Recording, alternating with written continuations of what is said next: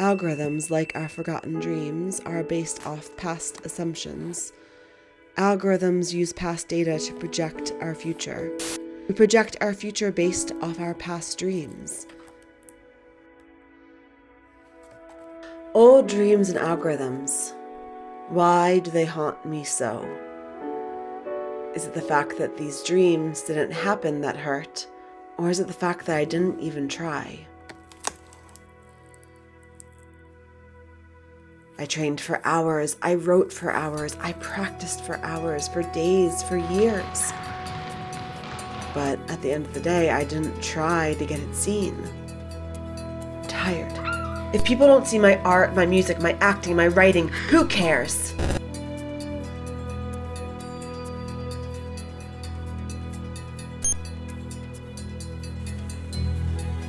Why do I look into the camera?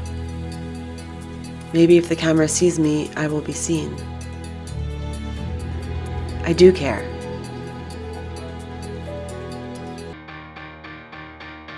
You care.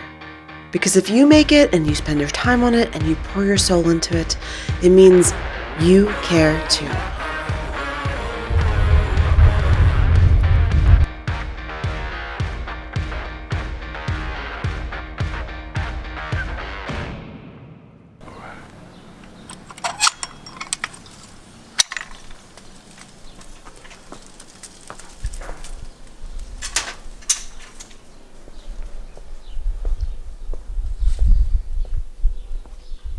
Okay, so I just had this idea for another stop motion film, but it's part of my larger film, and I want to do this effect. I wanted to do like a cutout effect of journals and photos and things like that, but what I decided was I'm actually going to use the real journals and go from there. Okay, so I set up my makeshift little my makeshift workshop to get my stop motion sorted. I'll show you. It's like super basic, but there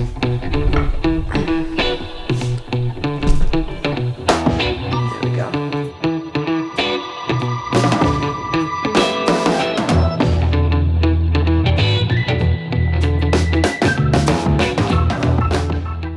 Hi, I'm Megan. I've been working in the world of marketing and digital advertising for the past 15 years. I've worked with big brands like the Olympics and Coca-Cola, and also startups, as well as writers, artists, filmmakers, you name it, I've been there. And I'm also a fellow artist. So this channel is really to help you as creatives get your projects out there, because I truly, truly believe in the world of AI, we need your heartfelt, soul-led projects more than ever. Oh, Jesus Christ. So old dreams and algorithms. Why do we get so obsessed with both of them? I think it has a lot to do with the fact that we tend to take things from our past and project them into the future, and think that that's how it's always going to go. And algorithms are actually literally that. Algorithms take past data and they project into the future what works and what they think you'll like, and they keep serving you the same content based off of what you've previously watched. Algorithms we can get so obsessed with, and this is something that I want to assure you that you can change the algorithm. How often are there new creators that are coming out and new people who are literally rewiring the algorithm by their new content, by people who are flocking to their content or flocking to their art or flocking to their projects because they are out of the box. So please don't worry about the algorithm, because I know I'm not the only one who is super sick of seeing the same shit on my feed over and over and over again. So don't worry about the algorithm, be your own self. Oh, I want to tell a story. I want to tell a story about an algorithm. And the algorithm was Facebook. So I was working for Publicis Group, which is one of the largest advertising companies in the world. And I was personally responsible for spending $30 million on Facebook ads for Coca-Cola. it was not my money, it was Coca-Cola's money, and another $30 million for the year for Walmart. And during that year, they spent $30 million each buying Facebook fans. And this was because back in the day, Facebook did not differentiate between brand pages and personal pages. So at the time, brands thought, oh, I'm going to buy all of these fans and then I'll be able to I'll be able to market to them for free. So of course, I'm going to spend $30 million to buy all these fans so that they can then see all of my marketing for free. A year later, after they spent that money, Facebook changed the fucking algorithm. They changed the algorithm so that brand pages were no longer showing up in people's feeds. Because of course, what did they want? They wanted then the brand to spend more money on their content. It's all to say, if you focus on the algorithm, you're at the whim of the algorithm and you never know when it's going to change. You never know when this private company is going to decide, you know what? I no longer want to promote videos. Now, is that going to happen? Probably not. Videos is like the number one thing that the algorithm has liked for a very long time. But that being said, if you spend all of your time and money on making videos and then they change it, I mean, because you thought that's what you should do and not because that's what you wanted to do, then you're going to be pretty pissed off. The same thing goes for owning your own audience. So if you are going to spend all this time on Facebook or on YouTube, I say that now, starting my first YouTube channel, and I will be the first to admit YouTube is actually the channel that I know the least amount about, which is also why I'm really excited to do this. Focus on building your own audience, and what that means is have a place where you're collecting email addresses. If you solely rely on the platforms, again, we just don't know when they're going to change. And I've seen so many businesses and I've worked on so many startups that have completely built their entire businesses off of these platforms, and then only for them to change and then the whole business to either fall or them have to put a lot more money into pivoting. I think the biggest problem that we have right now is that the people who have the most money are the ones that get their work seen. So I definitely want to focus on advertising at some point because I do think that it's important. And I'll usually tell clients that, or fellow artists, that I think, the amount of time and the amount of money that you put into a project, you should at least put that same amount of money that you put into your project into the advertising. So, and this is what the big Hollywood films do, et cetera, et cetera. Now, let's say this isn't let's say you don't have any money whatsoever. Let's say you have started from, you've created your project and you work 5 jobs. I can definitely relate because when I was 19, I moved to New York with literally about a couple $100s in my pocket. I ended up working 5 jobs and I was broke as hell, and I had very little time to spend on my art, on my creations, but every penny and everything that I did went into my art. So I had no money to promote anything. And the same thing happened actually when I wrote my first book. I really had no money to promote it. I didn't even really know anything about advertising, but I put together a plan. So in this episode, I want to talk to you about what that plan was. And then the next episode, I'm going to talk to you more about advertising and how you can really use advertising dollars to make your project stand out. Because really at the end of the day, I mean, advertising, why do you buy something? Often it's because you've seen it many, many times before, and advertisers know this. They say that it takes at least 7 times before you see something for you to take action, for you to click on it, for you to buy it.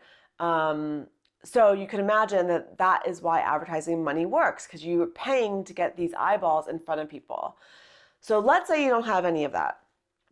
I want you to think, as you're creating the project, what are the themes of this project? And hopefully as you're creating projects, you're already thinking about your audience, you're already thinking about who you want to reach, who you want to touch, like who that perfect person is. To read your book or to see your paintings or listen to your music. And maybe it is just another version of you, and that's okay. But as you're doing it, let's say you've created an album. Within this album, there's going to be so many themes of so many different subject matters. Typically, a lot of artists even create a whole album based off of one subject matter. But let's say your album is based off of love loss, so losing your love, you're moving. So maybe it's about like moving around and finding a new home.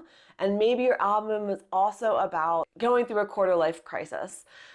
So what you can do basically is list out all the publications or all the YouTube channels or all of the magazines or newspapers, podcasts that have these 3 themes. And then there's also another trick that I think is really important, and that is like, where are you from?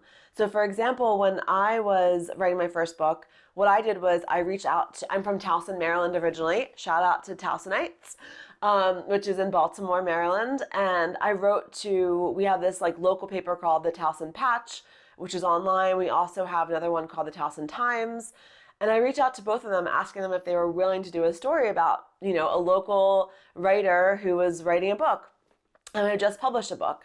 And they said yes. So the other ones are, you know, the themes. Do your research, find out who's doing the podcast about all of these themes. This is what PR people do all the time.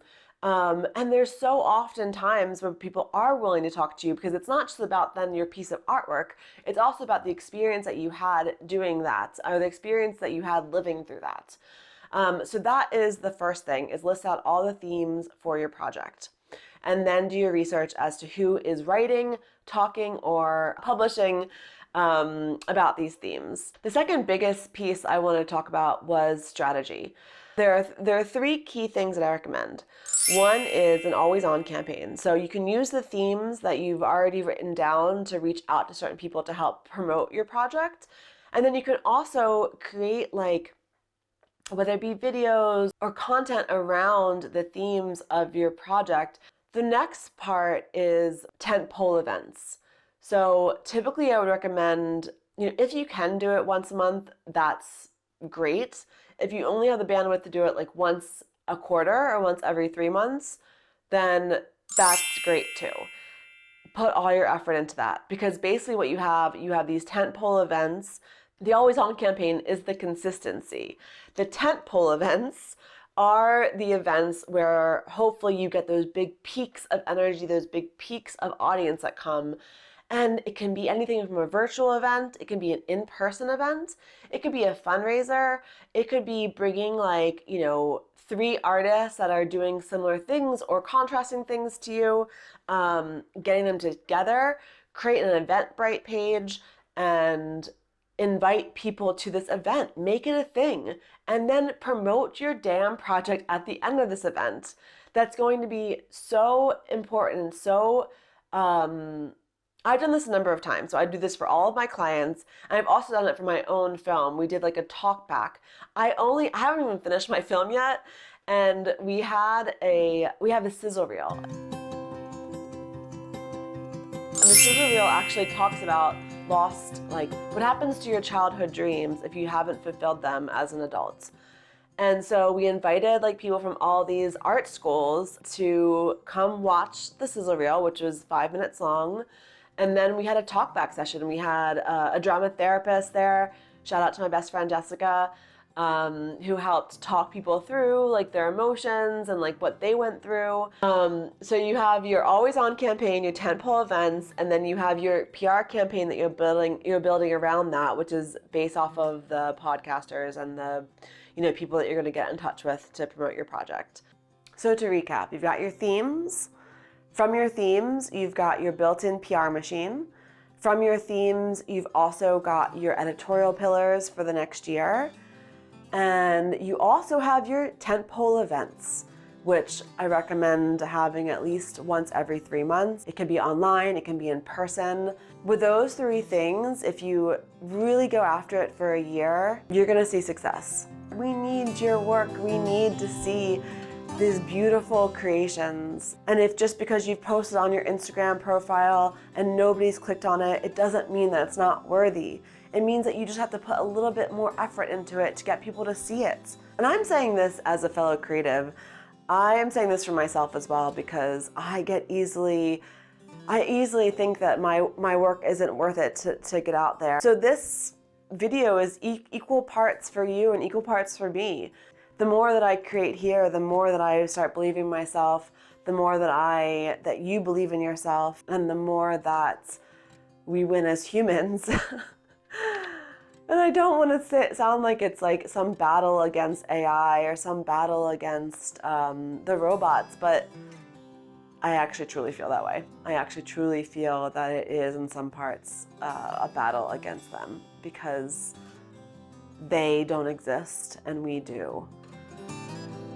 And when we're creating, we're not destroying. And that's super important.